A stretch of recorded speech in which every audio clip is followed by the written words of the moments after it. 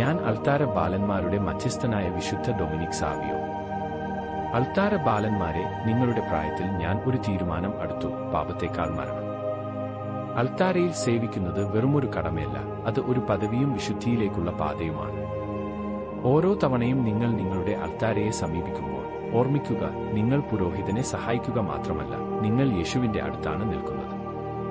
മറ്റുള്ളവരെ പോലെ പ്രവർത്തിക്കാനും കുർബാനയ്ക്കിടെ തമാശ പറയാനും അല്ലെങ്കിൽ പ്രാർത്ഥനയിൽ അശ്രദ്ധ കാണിക്കാനും നിങ്ങൾ പ്രലോഭിപ്പിക്കപ്പെട്ട സമയങ്ങളുണ്ടാകാം. ആ സമയങ്ങളിൽ ചെറിയ ത്യാഗങ്ങളിൽ സന്തോഷം കണ്ടെത്തുക. എന്റെ ഇഷ്ടം ഉപേക്ഷിക്കുക. സംസാരിക്കാൻ ആഗ്രഹിക്കുമ്പോൾ നിശബ്ദത പാലിക്കുക. നിങ്ങൾ അൾത്താരയ്ക്ക് സമീപം നിൽക്കുന്നുണ്ടെങ്കിൽ ഒരു ദിവസം നിങ്ങൾക്ക് സ്വർഗത്തിൽ അവനോട് അടുത്ത് ജീവിക്കാൻ കഴിയും. നിങ്ങളുടെ ഹൃദയം യേശുവിന് സമർപ്പിക്കാൻ എപ്പോഴും തയ്യാറാകുക.